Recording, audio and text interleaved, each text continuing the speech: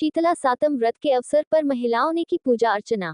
दादरा नगर हवेली में श्रावण वद सातम का पर्व शीतला सातम के रूप में श्रद्धा व आस्था से मनाया गया। मंदिरों में शीतला माता की स्थापना कर विधिवत पूजा अर्चना की गई।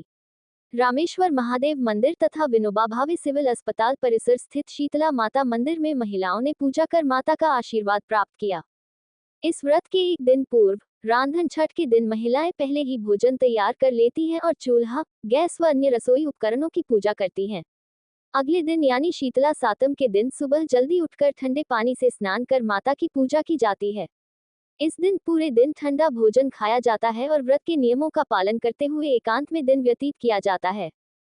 पर्व के अवसर पर महिलाएं शीतला माता से अपने बच्चों की रक्षा हेतु प्रार्थना करती हैं और उनकी गोद में बैठकर आशीर्वाद प्राप्त करती हैं। इस व्रत को करने से धन, धान्य, संतान और सौभाग्य की प्राप्ति होती है।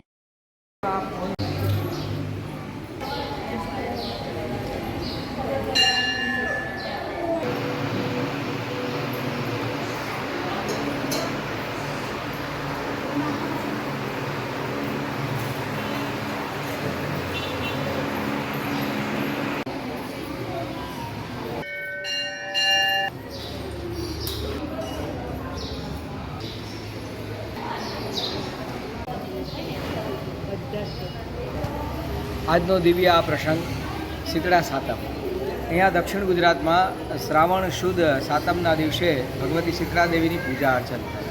છઠના દિવસે બધી રસોઈ બનાવી અને છઠના દિવસે ચૂલાને બંધ કરી દે।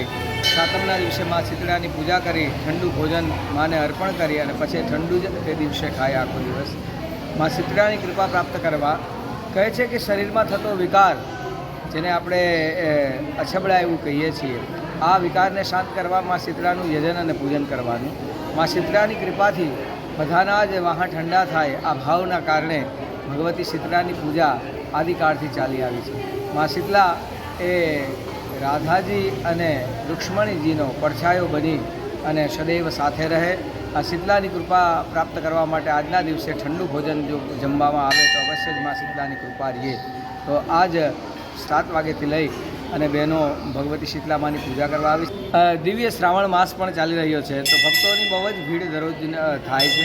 ભગવાન સાંબ સદાશિવને સાંબ સદાશિવ હર હર મહાદેવના નારા સાથે શિવજીને જલ દૂધ ફલ અર્પણ કરી અને ભગવાનની પૂજા કરી પોતે પાવન થાય। સાથે સાથે શ્રાવણ જેવા પવિત્ર મહિનામાં અહીંયા અમાસના દિવસે પાર્થિવ શિવલિંગની પૂજા પણ થશે તો બધાને નમ્ર અનુરોધ કે તેઓ શિવલિંગની એ પૂજામાં પણ આવે। સાથે સાથે દર સોમવારે સોમવારના વ્રત કરતા બહેનોનો પૂજા અર્ચન કરી અને ધાગો પણ આપવામાં આવે। સાથે આવનાર તમારા માધ્યમથી એ પણ કહી દઉં કે આવનાર 16 તારીખે 16/8/2025ના રોજ જન્માષ્ટમી છે તો જન્માષ્ટમીના પર્વમાં પણ આપ સૌને નગરજનોને ગાયત્રી પરિવાર ટ્રસ્ટ અને રામજી મંદિર ટ્રસ્ટ તરફથી હાર્દિક આમંત્રણ।